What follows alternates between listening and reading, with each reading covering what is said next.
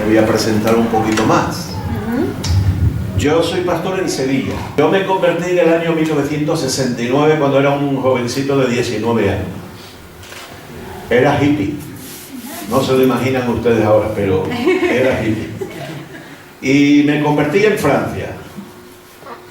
Y bueno, inmediatamente me volví para España, porque yo me había exiliado voluntariamente, no quería vivir más en este país. Y bueno, cuando el Señor cambió mi corazón, pues se fueron todas las situaciones aquellas que me habían llevado a irme. Yo iba camino de lejanas tierras, de Afganistán. Pero el Señor me paró allá en Francia y me volví para mi ciudad, para Sevilla, y bueno, me encontré una iglesita ahí muy pequeñita, en un hogar, que llevaban unos misioneros norteamericanos, mexicanos, y bueno, pues allí me desarrollé. Con 23 años fui ordenado pastor. O sea que ahora que tengo 65, pues llevo 42 años ejerciendo el pastorado de manera oficial. Abrí conmigo la Biblia en el Evangelio de San Mateo. Capítulo 5 de Mateo, 6 y el 7, saben ustedes que es el Sermón del Monte, ¿verdad? ¿Les gusta el Sermón del Monte? Es como el resumen de toda la doctrina y de las enseñanzas de Jesús. Y son una reinterpretación de la ley y de los mandamientos de Dios. Sabéis que Jesús dijo que Él no había venido a abrogar la ley, a quitar la ley, sino a cumplirla y a darle sentido verdadero. Pero vamos a leer primero y después hablamos. Dice aquí que viendo la multitud subió al monte y se sentó. Se le acercaron sus discípulos y abriendo su boca les enseñaba diciendo: bienaventurados los pobres en espíritu, fíjate en ese en, que no es de espíritu, sino en espíritu, porque de ellos es el reino de los cielos. Bienaventurados los que lloran, porque recibirán consolación. Bienaventurados los mansos, porque recibirán la tierra por heredad. Date cuenta que hay un pronunciamiento de bienaventuranza, es decir, de felicidad. Pero a continuación, pues va a mencionar uno de los valores del reino y después un resultado. Bienaventurados los mansos, porque recibirán la tierra por heredad. Bienaventurados los que tienen hambre y sed de justicia, porque serán saciados. Bienaventurados los misericordiosos, porque alcanzarán misericordia. Bienaventurados los de limpio corazón, porque ellos verán a Dios. Bienaventurados los pacificadores, los que fabrican paz, porque serán llamados hijos de Dios. Bienaventurados los que padecen persecución por causa de la justicia, porque de ellos es el reino de los cielos. Bienaventurados seréis cuando por mi causa os insulten, os persigan y digan toda clase de mal contra vosotros, pero cuidado, mintiendo. Gozaos y alegraos, porque vuestra recompensa es grande en los cielos, pues así persiguieron a los profetas que vivieron antes de vosotros. Vosotros sois la sal de la tierra, pero si la sal pierde su sabor, ¿con qué será salada? Ya no hay otro producto que la vuelva a salar. No sirve más para nada, sino para ser echada fuera y pisoteada por los hombres, que es lo que suele pasar cuando un cristiano pierde su carácter cristiano, acaba siendo pisoteado por los hombres. Vosotros sois la luz del mundo. Una ciudad asentada sobre un monte no se puede esconder, ni se enciende una luz y se pone debajo de una vasija, sino sobre el candelero, para que alumbre a todos los que están en casa. Así alumbre vuestra luz delante de los hombres, para que vean vuestras buenas obras y glorifiquen a vuestro Padre que está en los cielos. Hasta ahí vamos a leer. Muy bien. Pues lo que Jesús enseñaba es lo que ya se había dicho, pero ahora cobrando su pleno significado. La frase típica del Sermón del Monte es: oís que os fue dicho. Y él decía: pero yo os digo. No decía otra cosa distinta. Lo que le daba es el verdadero sentido a lo que decía lo anterior. Y eso es el Sermón del Monte. Y miren, el Sermón del Monte comienza con las bienaventuranzas.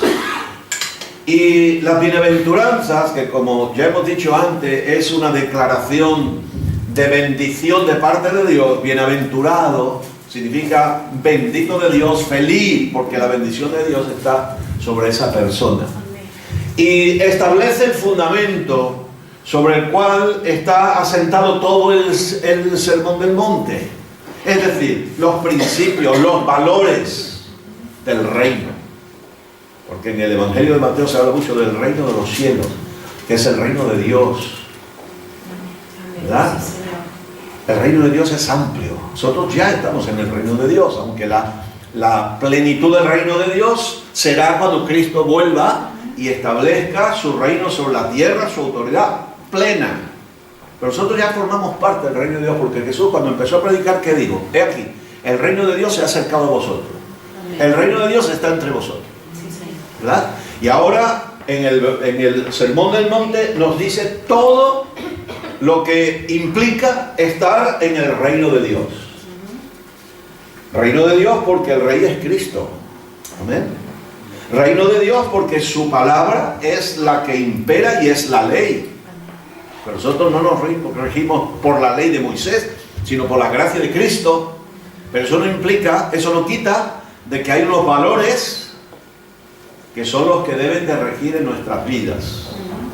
Hoy precisamente el problema, y todo el mundo lo reconoce, sean cristianos o no cristianos, sean ateos o no, es que a la sociedad le faltan valores. Le faltan valores. A mí me llama la atención esta gente que no cree ni en Dios ni en nada, pero cuando tratan de los problemas sociales, de los problemas de todo, digo, es que los valores, pero si os habéis cargado al hacedor de los valores y ahora queréis valores. Entonces aquí en las bienaventuranzas hoy lo que vamos a resaltar son los valores del reino de Dios. En el sermón se hablan de muchas cosas. Primero son las bienaventuranzas, lo que Jesús pone como ese fundamento.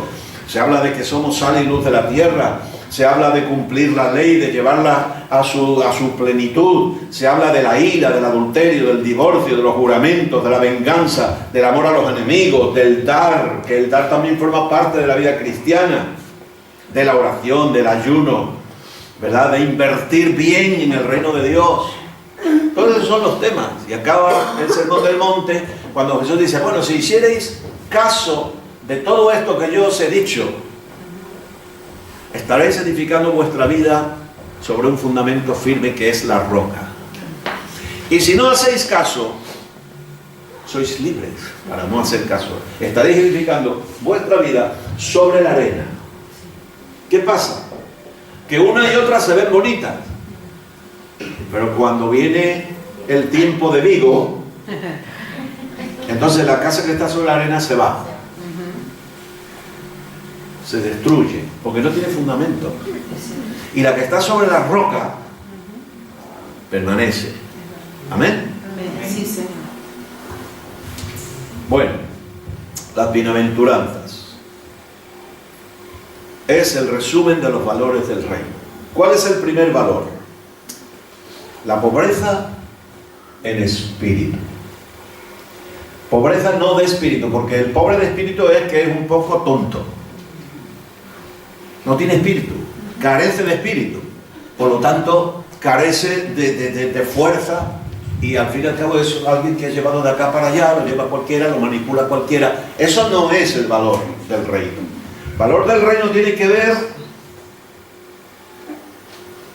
verán, el valor del mundo ¿cuál es? El dinero, la cultura del dinero, del poder económico y financiero.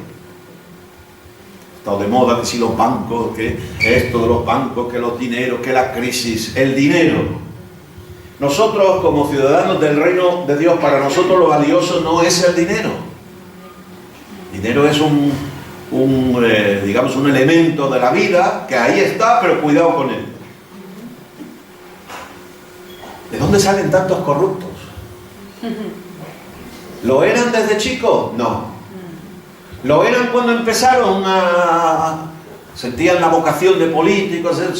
No, pero ¿qué pasa? Cuando se vieron al lado del dinero abundante y fácil, ya pues, si lo hace todo el mundo, nadie se va a enterar. Sobre todo si gobernamos aquí permanentemente, la oposición no va a saberlo, nunca va a tener acceso. Por lo tanto, venga, dinero para adelante.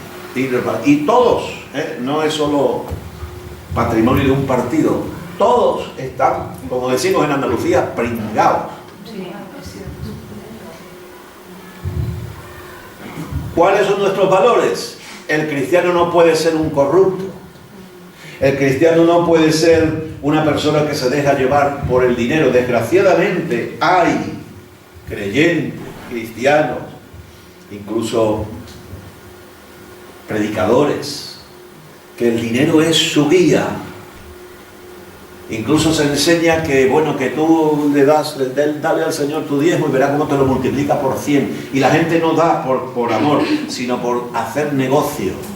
Hay iglesias donde han denunciado, ¿verdad?, a algún predicador porque creyeron eso del 100 por 1, que es bíblico, pero al modo de Dios, no a ese modo. Y como no le resultó, es como el que invierte en un banco que le dice que le van a dar tanto, y con las preferentes y otras cosas, y después resulta que lo han engañado. Nuestros valores no están en el dinero, tenemos que ser pobres en espíritu. Puedes tener, y Dios te puede enriquecer, pero en tu corazón tienes que ser pobre. No amar al dinero, porque dice que el amor al dinero es la fuente de todos los males. Entonces, pobres en espíritu. ¿Y cuál es el resultado? Primero, eres libre. El que no está atado al dinero es libre. Si estás atado a 400 euros y te crees que esa es tu vida, entonces si eres pobre de espíritu. Y no hay más pobre que tener mucho dinero, no hay mayor pobreza que tener mucho dinero y no ser nada, ni tener respuesta para nada y ser un infeliz. Hay muchos infelices ricos. Nosotros no estamos contra, y el cristianismo no está contra la posesión de riqueza, porque Dios hay personas a las que enriquece. Y enriquece a aquellos que son capaces de enriquecer a otros. Resultado, lo poseemos todo. ¿Qué dice ahí? ¿Verdad? Bienaventurados los pobres en espíritu. ¿Por qué? Porque de ellos es el reino de los cielos. Y si tenemos el reino de Dios, propiedad nuestra, lo tenemos todo. Gloria a Dios. Amén. Señor. Los que quieren tenerlo todo, se empobrecen. Y los que no nos importa perderlo todo, pues dice, pobres pero enriqueciendo a muchos, decía Pablo. ¿Cómo podía decir eso? Porque era la verdadera riqueza la que él tenía. A veces tenías que trabajar haciendo tiendas, a veces tenía que pedir ofrendas, a veces tenía necesidades. Dice, estoy preparado para tener mucho como para tener poco. No todo el mundo está preparado para tener mucho. Y por eso Dios no lo bendice. Porque Dios no quiere que el dinero te sea una maldición. Dios quiere que si te bendice, te sirva de bendición. Dice David, ¿verdad? No me des pobreza, no vaya a ser que te maldiga, ni me des demasiada riqueza, no vaya a ser que me olvide de ti.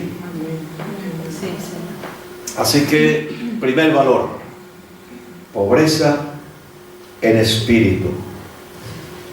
Pobres, pero enriqueciendo a muchos. Segunda bienaventuranza, los que lloran. Y es que lo anterior, el que es así es feliz. Porque no depende si ese mes tiene para pagar la luz o no. No depende de si tiene el Mercedes o no tiene coche. No depende de si la casa es suya o es alquilada. No depende de nada de eso, depende de Dios. Re feliz los que lloran. ¿Es un valor llorar? Lo que es un valor es resistir, aguantar, porque llora mucha gente. Pero claro, aquí Jesús está refiriendo a aquellos que lloran y aguantan. Y aunque lloren, porque llorar es bueno, ¿verdad?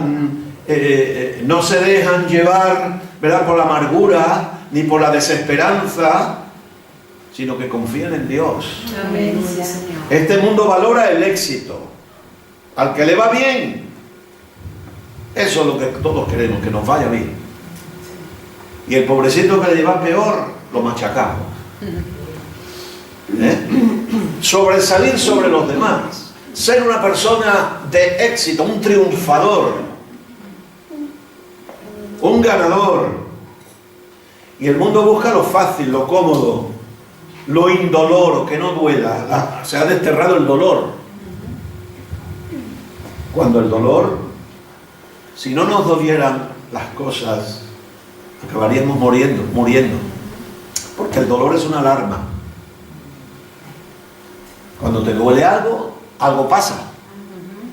¿Verdad? Algo pasa. Tengo una niña en la iglesia, hija de una familia que tiene un problema. Tiene varios problemas físicos, pero uno muy gordo. Es que nunca tiene sed. Y si no tiene sed y no bebe, se muere. Entonces los padres tienen que estar dándole agua continuamente, aunque no tenga sed, porque nunca la va a tener. Entonces el dolor es igual. Si no tienes dolor, nunca sabes que algo está mal. ¿Qué me duele el pie? Ah, pues ya sabes que hay ahí un grano, que hay algo, que hay una rotura, que hay alguna cuestión. Entonces llorar es bueno. Si nunca lloramos, nos volvemos insensibles. Y hay muchos cristianos insensibles.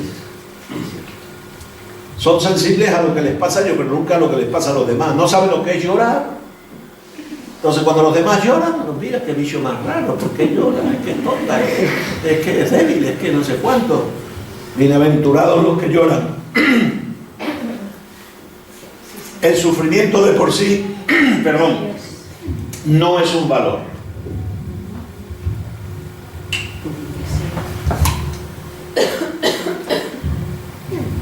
Lo que es un valor es sufrir y aguantar. Sufrir y comprender a los demás. Sufrir y confiar en Dios. Amén. Y el resultado es que un día seremos consolados. Y no un día futuro, es que el Señor nos consuela hoy ya. El Espíritu Santo, ¿cómo se le llama? El Consolador. Si eres cristiano, tienes el Espíritu Santo. Si lo tienes en plenitud, todavía mejor. Y es lo que predicamos, los que nos identificamos como pentecostales. El Espíritu Santo nos es necesario y la plenitud del Espíritu Santo nos es necesaria. ¿Verdad? Porque a través, es que no es para hablar lengua, las lenguas son la señal, pero es para ser fuertes en el Señor, para poder ser testigos en Cristo, para poder llevar adelante todo lo que venga. Entonces el Espíritu Santo nos consuela. Pablo habla del consuelo de muchas maneras, ¿verdad? Así que bienaventurados si sois capaces de llorar, porque hay mucha gente que no es capaz de llorar por nada, insensible. Bienaventurados. ¿Y cómo se puede ser feliz llorando? Se puede. Se puede. Se puede. Así que la capacidad de esperar, en esa capacidad de esperar hay respuesta divina y hay consuelo divino.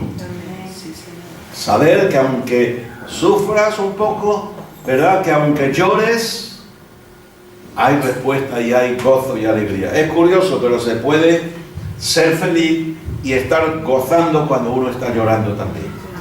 No es malo llorar. A veces queremos que la gente no llore. Se le ha muerto una hija o un hijo. No llores, no llores. Pues claro que llores, llora todo lo que quieras. Lo que necesitas es que Dios te consuele. Amén. Que Dios te consuele. Y los que lloran en el Señor son consolados. Después tenemos la mansedumbre como valor. Bienaventurados los mansos, la no violencia, la humildad. La humildad. La humildad no se proclama. Lo he escuchado, yo soy muy humilde. Acabas de matar la humildad. La humildad no se proclama, se vive. Y la mansedumbre, ¿verdad? No es estupidez, no es cobardía. Hay personas que parecen mansos porque son cobardes, pero cuando te das la vuelta te da la puñalada trapera. Entonces, eso cuidado. La mansedumbre de verdad es, como dice, si te han dado aquí, pon la otra mejilla. Y entonces estás demostrando que eres manso. Si te dan la bofetada y te callas, pero esperas que la persona se vaya y la lías, entonces no eres manso, eres cobarde. La gente pacífica es considerada tonta, ¿verdad? Porque como no dan la respuesta ni delante ni detrás, pues son tenidas por tonta. Y en el mundo, el valor del mundo no es el ser manso, sino el ser agresivo. Yo he vivido en la venta y se buscaban vendedores agresivos y ejecutivos agresivos. Y la agresividad, ¿verdad?, en determinados lugares es un valor. Pero en el reino de Dios, los mansos, los que sin astucias, sin manipulaciones, sin chantajes, ¿verdad?, desarrollan su vida, esos ganan batallas por el poder de Dios. Amén. Porque Dios pelea tus batallas. Amén. No es, como dice, no es con caballo, no es con fuerza, es por mi espíritu, dice el Señor. Amén. Los mansos, los que confían en Dios, que no tienen que levantarse gritando, ni mamporreando, ni haciendo ninguna de esas cosas, ni dando portazos. ¡Me voy! Y pega el portazo aquí, esta iglesia está llena de falsos. Entonces, eso es violencia. Los mansos no hacen eso. Y a los mansos heredan la tierra, es decir, al final se quedan con todo. Son los que ganan. Son los que ganan. Los que ocupan territorios.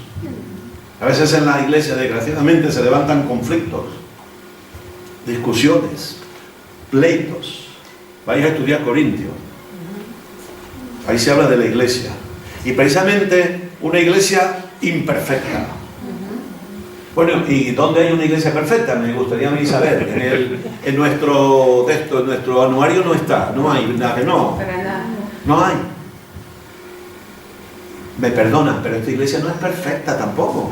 Lo sabéis, ¿verdad? Es la mejor, pero no es perfecta. La mía tampoco. Y es más, pero no lo digan ustedes por ahí. El pastor tampoco es perfecto. Y la pastora tampoco. Pero es que ustedes tampoco lo son. ¿Sabes? Yo siempre digo, cuando tú eres de esos que buscan la iglesia perfecta y vas por ahí, esta no me gusta, me voy. Vamos a ver esta. Mira, esta tiene buena alabanza, tiene buena silla, tiene lo que es bueno. Aquí no se mete mucho para que des diezmo. Esta me gusta, me va gustando. Y cuando dice, esta es la iglesia perfecta, aquí me quedo yo. Se acabó la perfección. Ya no es perfecta. Así que los que tienen deseo de justicia. Ayer hablamos de la justicia. Dice un verso bíblico, toda injusticia es pecado. Ese versículo no nos gusta mucho. El otro sí, pecado es transgresión de la ley. Vale, muy bien. Pero ese de que toda injusticia es pecado, no nos gusta. ¿Por qué? Porque todos somos injustos. Siempre alguna vez cometemos alguna injusticia. Los padres la cometemos con los hijos con los padres, ¿verdad? Los patronos con los obreros con los patronos, ¿verdad? Todo, es decir, que forma parte de nuestra naturaleza. La justicia del mundo no es justicia. Favorece siempre a los poderosos. Es imperfecta y falible, depende del ser humano y a veces es abusiva y cruel. Así que desear la verdadera justicia lleva a obtenerla. Pero a sabiendas tú de que ni tú eres justo, ni nadie es justo. Dice, no hay justo ni aún uno. Solo Dios es justo. Amén. Sí, Señor. Gracias. En Él no hay imperfección. Él no se equivoca. Nosotros sí. ¿Verdad? Nosotros sí. El resultado es que obtendrán satisfacción. El cristianismo no es solo para cuando nos muramos después. El cristianismo es desde el momento que te conviertes y empiezas a tener comunión con Dios. Ahí empieza la vida eterna. Es verdad, tu cuerpo va a morir, pero tú estás ya en la vida eterna.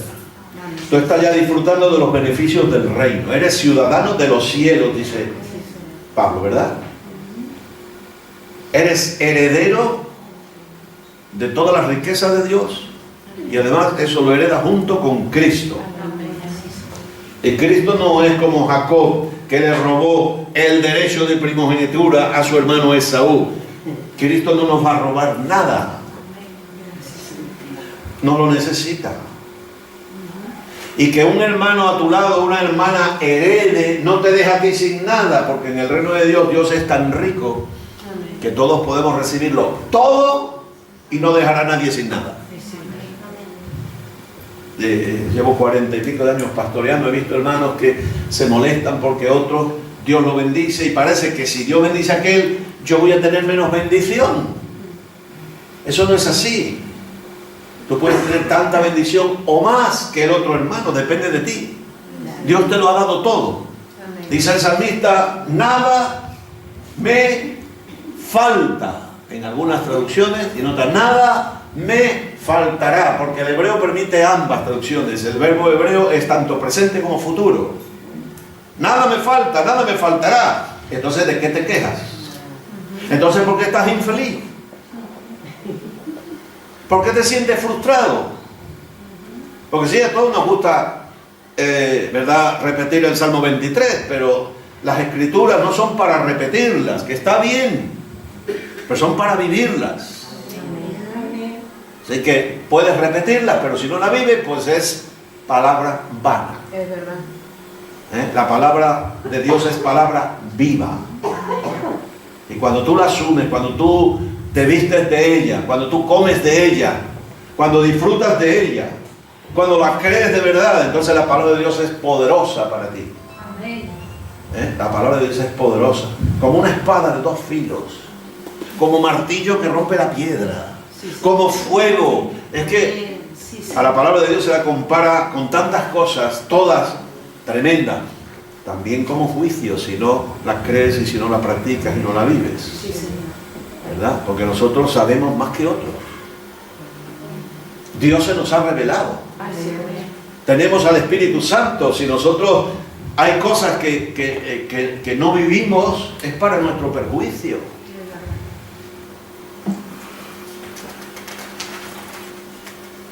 Dice también misericordioso, los misericordios. La misericordia es un valor cristiano. Es una de las características divinas, hermano. Dios es santo, ¿verdad? Nosotros demasiadas veces interpretamos esto de que Dios es santo como que Dios es moralmente intachable. Y lo limitamos a eso. Pero que Dios es santo es mucho más. Es que Dios no tiene nada que ver con nosotros en cuanto a su naturaleza. Dios es otra cosa. Es el ser. Hubo un teólogo muy importante, muy famoso, que tiene tremendos estudios de las Escrituras, muy profundo, y dijo a sus estudiantes: Dios no existe. Se me ha hundido, pero no se quedó ahí. Dijo: Dios es. Amén. Sí, Señor. Nosotros existimos. Porque existir significa vivir en el tiempo. Dios no vive en el tiempo. Dios es el ser, el ser. Nosotros nos llamamos seres porque hemos recibido vida. Por eso existimos. Pero Dios es el ser. Es que no tiene nada que ver con nosotros. Sí, se relaciona con nosotros, por eso se ha revelado. Él nos ama. Él ha enviado a su Hijo Jesucristo para que lo podamos entender, porque no lo podríamos entender. Si Dios no se hubiera revelado, no sabríamos nada de Él. Pudiéramos ver la naturaleza y decir, bueno, ¿y esto quién lo ha hecho? Como los que no conocen a Dios. Bueno, esto, algunos que tienen un poquito más de inteligencia, dicen, ¿esto quién lo ha hecho? Alguien habrá que lo haya hecho, pero no conocen a Dios. Dios se revela y sobre todo, como dice, nos habló en el pasado con los profetas, las Escrituras. Pero ahora nos habla por medio de su Hijo Jesucristo. Y a Jesucristo lo revela el Espíritu Santo. Amén. Amén. Nosotros nos preguntamos por qué la Trinidad. Es que es necesaria para que Dios, que es Espíritu, pueda estar en relación con su mundo que ha creado, que es materia. Amén. Para revelarse el Verbo, no lo sabríamos, no tendríamos la más mínima noción de Dios.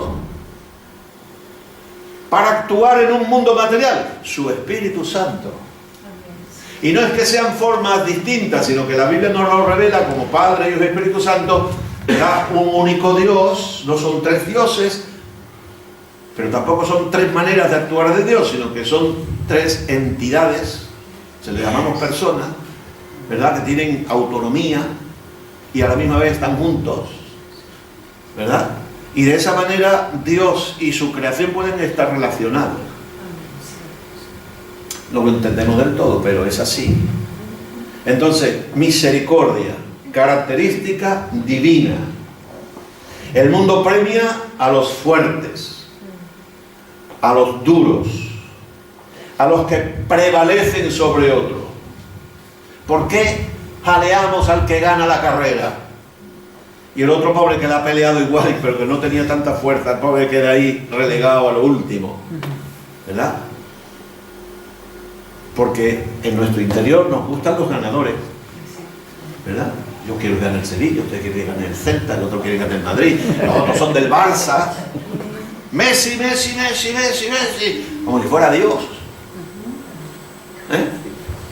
El Maradona se inventó una religión, o no él, sino los seguidores de él, siendo él una pena de personas. Los fuertes, los ganadores, los número uno. Y hay cultura, los padres que dicen al niño, niño, tú tienes que ser el número uno. Y como número uno solo puede haber uno, el resto frustrado. Entonces, en el reino de Dios no es así. En el reino de Dios, la misericordia es un valor. En el mundo ahí fuera, cada uno va a lo suyo. Si puede pisotear al otro, yo he trabajado en empresas grandes, y he visto a esos que se llaman trepas. ¿Los llaman igual aquí en Galicia? Sí. Trepas. ¿Qué son trepas? Aquellos que están dispuestos a vender a su suegra, primero la suegra, después a la madre, a sus hijos y al que sea, con tal de subir, de trepar, por eso se llaman trepas, ¿verdad? Entonces, eso en el mundo, pero en Cristo no puede ser así. En Cristo no puede ser así, sino que en el corazón del creyente tiene que haber una sensibilidad para los demás, para el que es, vamos a decir, inferior. Nadie es inferior a nadie, pero al que está en peor situación que el otro, para el que sufre. A ti te va todo bien, pero al otro le va mal. Es un mal cristiano, porque si no Dios lo prosperaría. Está enfermo, dice, ay, me duele aquí. No digas eso. No te duele. ¿Cómo que no me duele? Claro que me duele. No reconozca. Eso es darle lugar al diablo.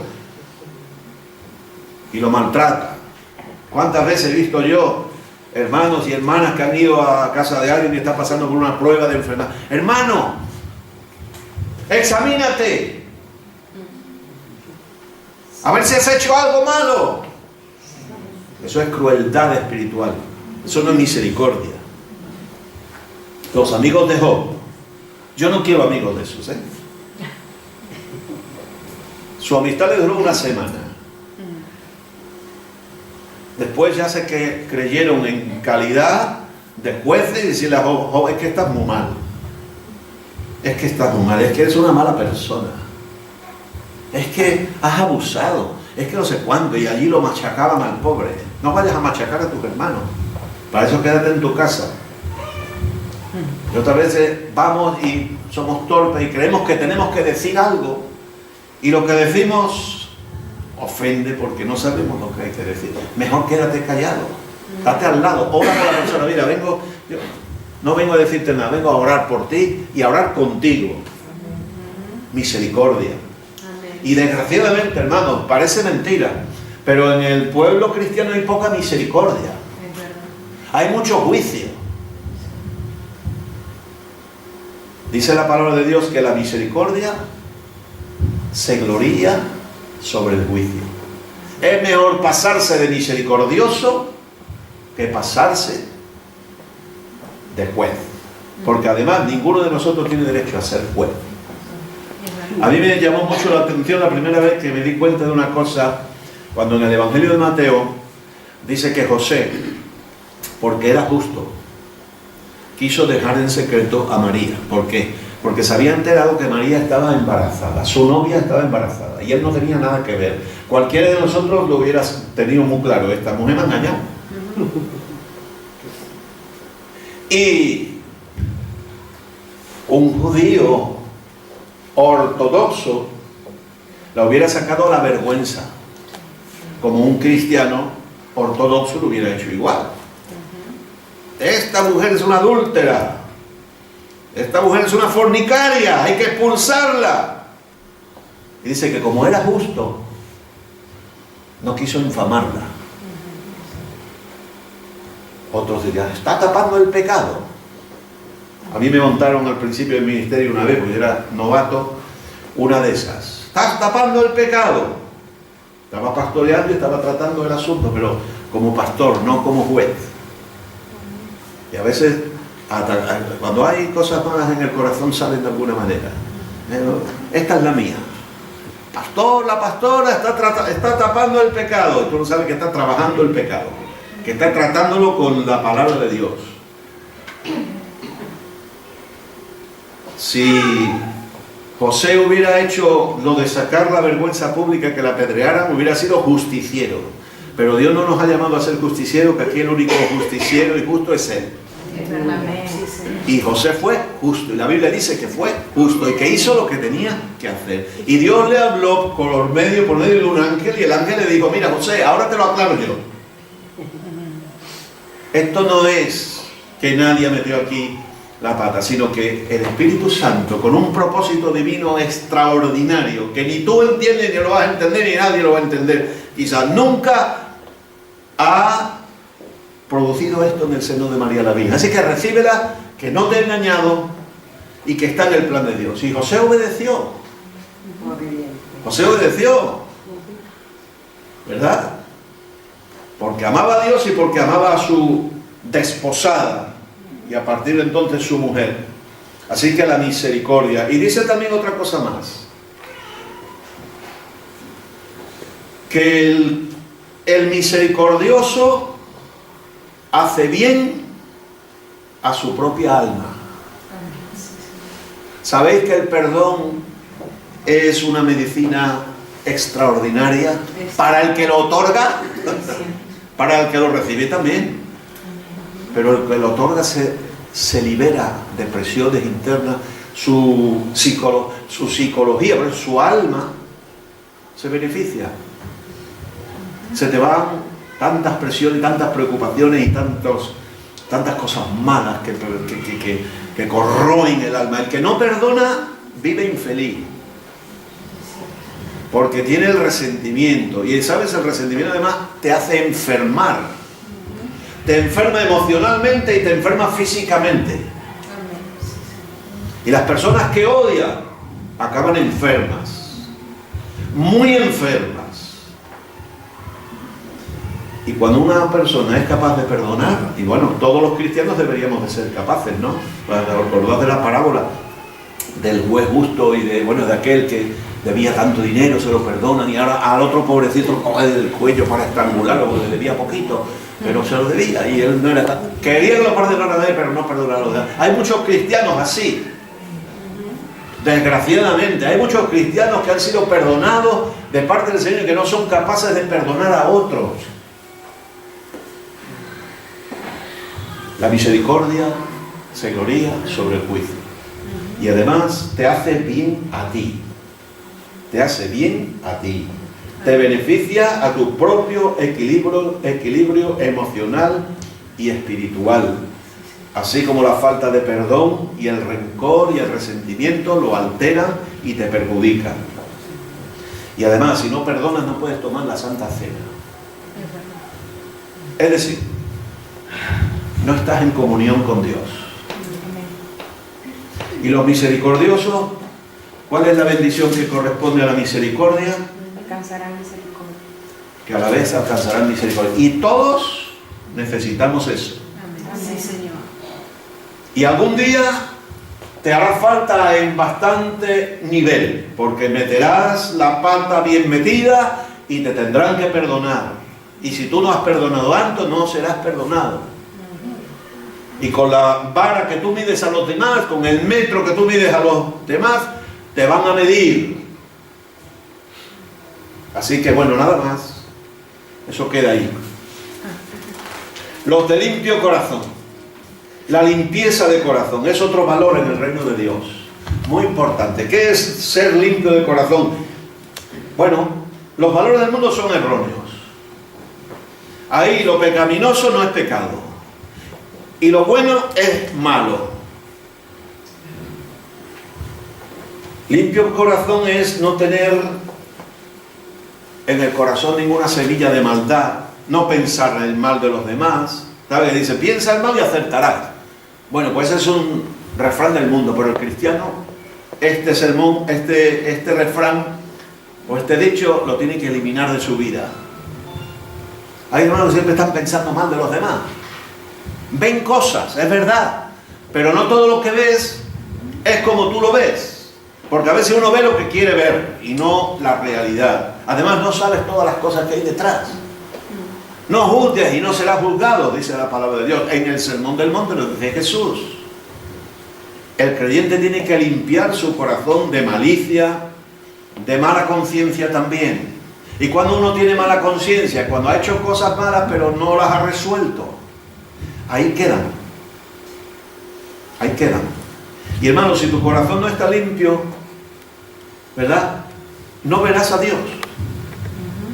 Porque los de limpio corazón verán a Dios. A veces pensamos, bueno, esto ya en el cielo. No, aquí. Tú no puedes tener comunión con Dios si tu corazón está podrido. Tú no puedes relacionarte con Dios si tu corazón está lleno de malicia y de maldad. Tienes que limpiar primero tu corazón. Tienes que decirle no a la envidia, no a la sospecha, no al rencor, no a la falta de perdón, no a la amargura, no al resentimiento, no al error, no a la mentira, no a la lujuria, a la avaricia. Todas esas cosas manchan el corazón, ¿verdad? Entonces, limpia tu corazón. ¿Cómo se limpia el corazón? Decía el profeta Jeremías que aquellos, aunque se juntaran con jabón y se echaran lejía encima, su pecado estaba sobre ellos y no sería limpiado.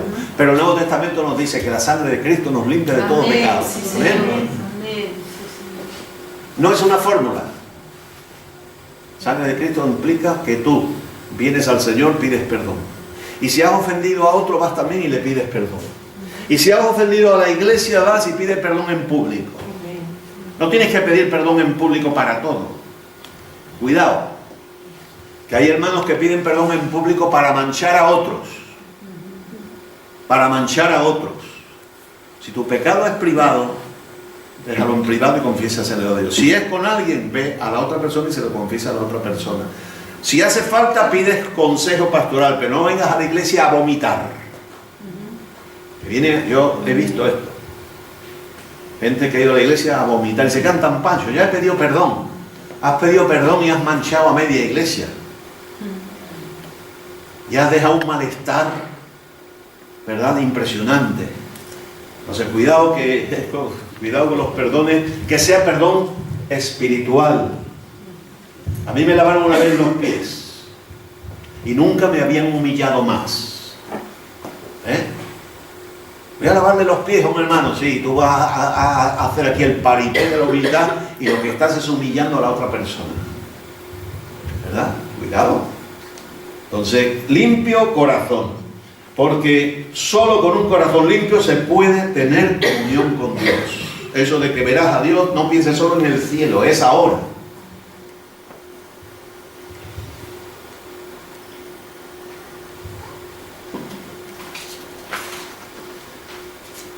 El pacificador, la pacificación activa.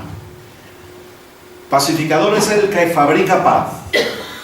Hay quienes fabrican paz y otros que van creando pleitos alrededor de ellos a cada paso que dan, porque son chismosos o chismosas.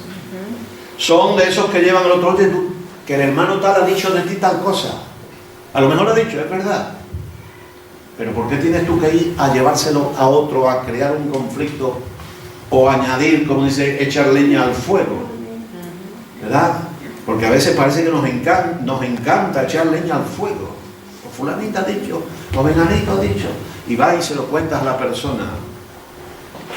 Esto, por lo menos en mi iglesia, hay gente que lo practica, y yo tengo que predicar en contra y aconsejar en contra, ¿verdad? Los gallegos, como son más calladitos, pues no. Se lo guardan todo. Los hay, ¿Eh? Los hay. ¿Gallegos? Hay uno. ¿Y los latinos? Algunos. Algunos, como todos. No es patrimonio de latinos, ni de andaluces, ni de gallegos, ni de vascos, ni de madrileños o barceloneses. Es un patrimonio de la humanidad. Y nosotros cristianos no podemos ser de ese tipo de personas, ¿verdad? La paz es una palabra muy... fíjense, todos hablan de paz. Todos hablan de paz. Pero después es algo pisoteado. Y a veces pensamos en la paz como que paz entre los países, pero ¿y la paz entre las personas? Las familias. Hay paz en la familia. Hay paz entre esposo y esposa. Hay paz entre hijos y padres. Hay paz entre hermanos. Hay paz entre los vecinos. Hay paz en la iglesia. Nosotros tenemos que ser fabricantes de paz. No es solamente que vivamos en paz, es que tenemos que generarla, es que tenemos que crearla, es que tenemos que promoverla, es que tenemos que difundirla. El Señor nos llamó al ministerio de la reconciliación. Ministerio de la reconciliación. Con Dios, por supuesto, porque para reconciliarte con los demás tienes que reconciliarte primero con Dios. Si no, no eres capaz de reconciliarte con tu prójimo. Reconcíliate con Dios. Y una vez que conozca la paz del Señor, porque Él dijo, mis pasos dejo, mis pasos doy, no como el mundo la da, yo la doy de verdad. La paz en el corazón. Y entonces tú puedes, porque sabes lo que es la paz, puedes transmitir paz. Puedes llevarle la paz a otros. Allá donde hay guerra, decía Francisco de Asís, que yo lleve la paz. ¿Amén? Donde hay guerra, que yo lleve la paz. Si tú sabes de hermanos que están mal unos con otros, no vayas a reportarles lo que ha dicho el uno del otro y viceversa. Ve a llevarles paz, llévales consuelo, ora por ellos, ora con ellos. Y construye paz. Amén. Resultado. Qué privilegio. Dice que son llamados hijos de Dios. O sea que los verdaderos hijos de Dios son los pacificadores. Y si no eres pacificador, entonces ¿qué serás? Si eres de los que llevan chisme, si eres de los que vas creando conflicto y pleito, de los que crean divisiones, de los que enemistan a los más amigos, ¿qué eres? Bueno, según este texto, hijo de Dios, no. ¿Serás otra cosa? ¿Verdad? Hijo de Dios, no. Porque los hijos de Dios pacifican. Ahora dice, bueno hermano, entonces yo que metí la pata, que llevé chisme a tal persona, ya no soy un hijo de Dios, sí eres, pero pide perdón, arrepiéntete y deja de hacerlo. para que seas verdaderamente un hijo de Dios. Porque de todo esto que estamos hablando es que tenemos que ser coherentes con nosotros mismos. Decimos, somos hijos de Dios, lo cantamos. Pero los cristianos no mienten, pero cuando cantan no te digo. ¿Verdad? Entonces, resultado, ser un hijo de Dios. Tremendo. Después habla de los perseguidos. Nos pueden perseguir. No es popular ser cristiano, hermano. Sobre todo en el tiempo que estamos viviendo, no es nada popular. Por ser cristiano se pueden reír de ti, ya es persecución. Te pueden hacer el bullying. ¿Sabes lo que es el bullying? No, en el trabajo, pues no nos juntamos con él, no tomamos café con él, no nos gusta, nos caes mal. Puede ser. Yo he tenido profesores y la mayoría me han tratado muy bien porque he sabido estar en mi sitio. Pero si no hubiera sabido estar en mi sitio y no hubiera sabido también ser coherente con lo mío, porque cuando uno llega a alguno de estos sitios, a mí me lo dijeron después, de cuando llegaste aquí era un bicho raro. Viene el protestante. Y la imagen que tiene de los protestantes es Bush, ¿verdad? Alguien raro, porque un español no puede ser protestante, ¿verdad? ¿Qué cree no cree en la Virgen, o no esto, o lo otro. Bicho raro. Pero cuando empiezan a ver tu manera de vivir, pues no es tan raro. Es normal y además es buena gente. Y además hace cosas que otros no hacen. ¿Verdad? A mí me venía a buscar todo el mundo. Todo el que tenía algún problema, alguna necesidad, mira, Baena, échame una manita aquí. Tú sabes hacer esto, tú sabes esto que puedo yo hacer. ¿Verdad? Se convierte uno en un portador de bendición para los demás. Y eso es lo que tiene que ser un hijo de Dios. Amén. No vivimos solo en la iglesia, vivimos en el mundo, aunque no somos del mundo, pero eso del cristiano aislado en el búnker cristiano, eso no es lo que el Señor quería ni para la iglesia ni para los creyentes.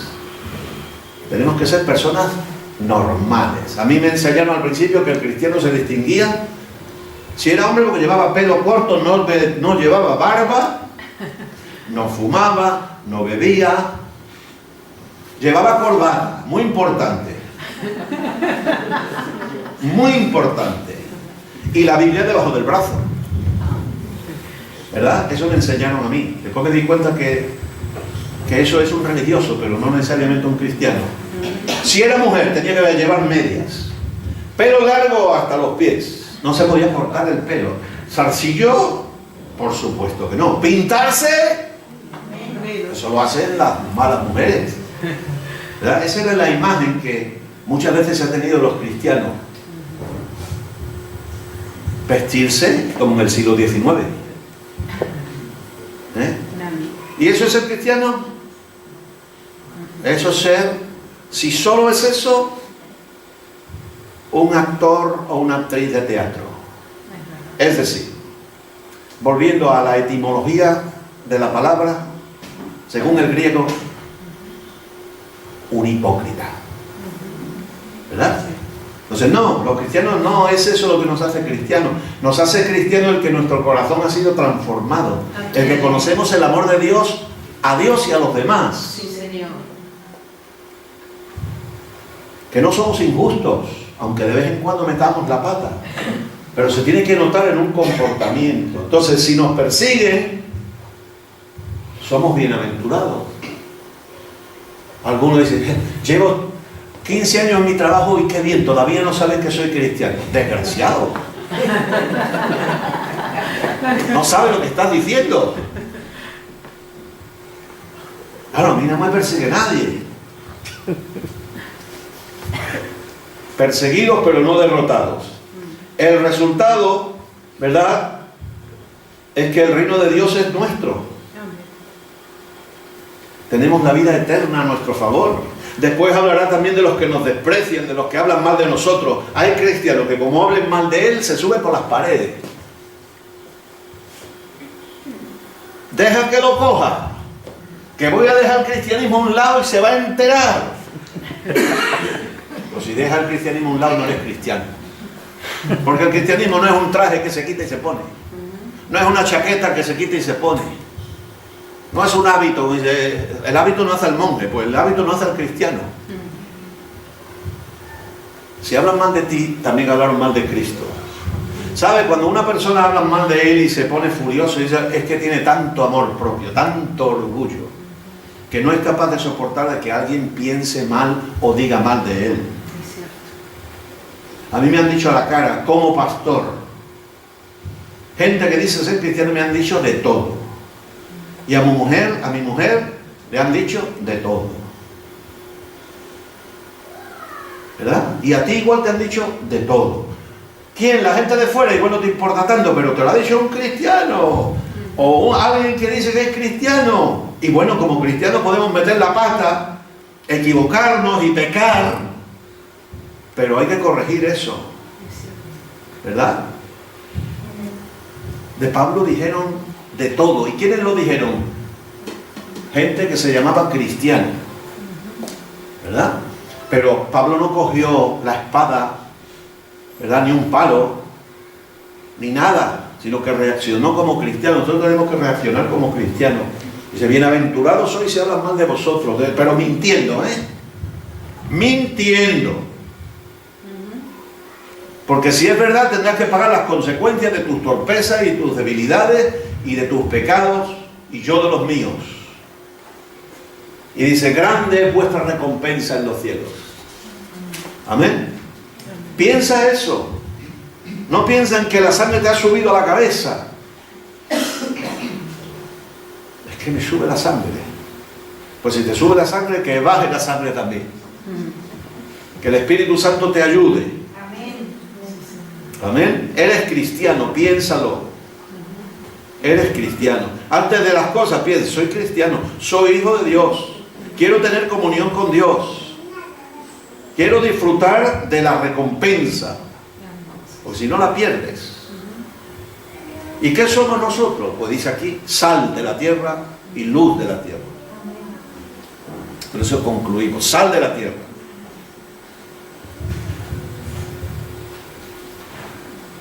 No se trata, porque lo primero que dice es que somos, sois.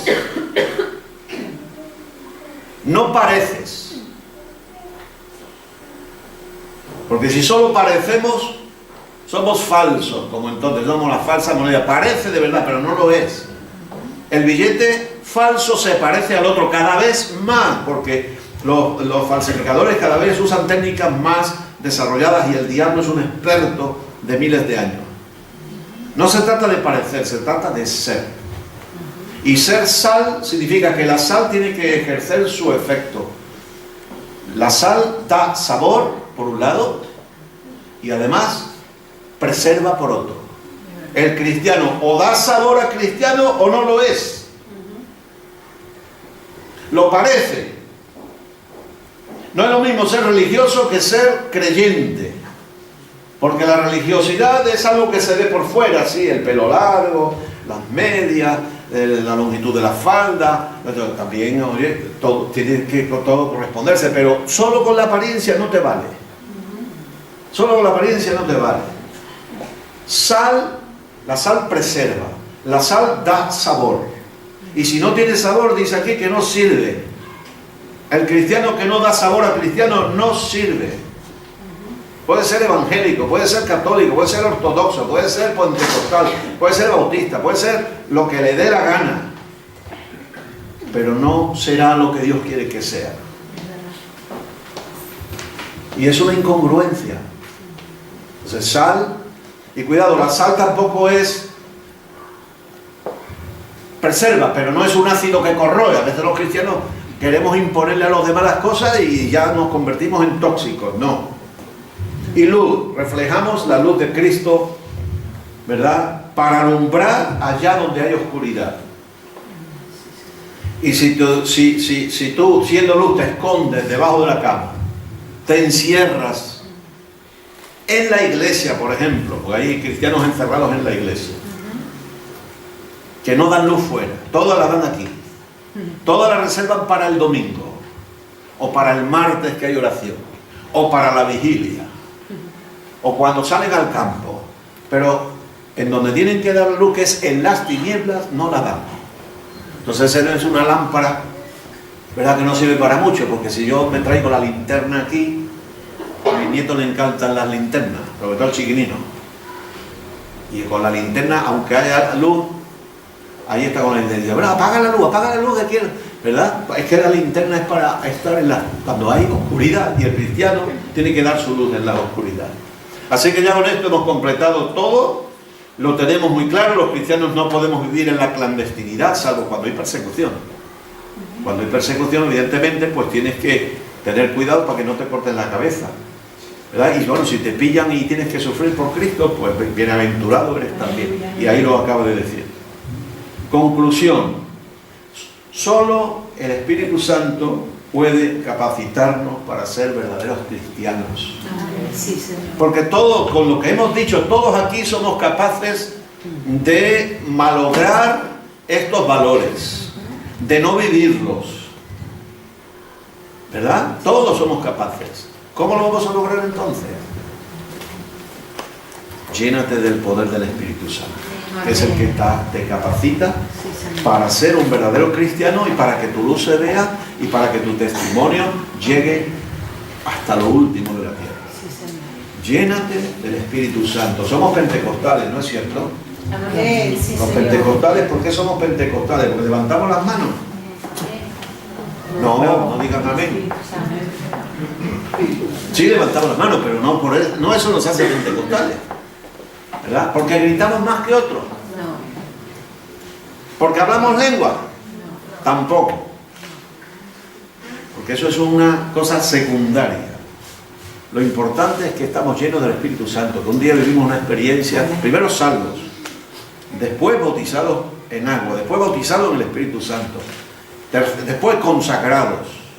¿Vives consagrado? A mí me preguntan muchas veces, pastor, ¿cuál es el problema más grave que ve en la iglesia? Te lo digo, la falta de consagración. El cristianismo fácil, el cristianismo de domingo, el cristianismo de banca o de silla, que ya la iglesia no tenemos banca, tenemos sillas cómodas, acolchadas, ¿verdad? El cristianismo fácil es el enemigo de la iglesia. ¿Por qué? Porque adormece. Vivimos drogados,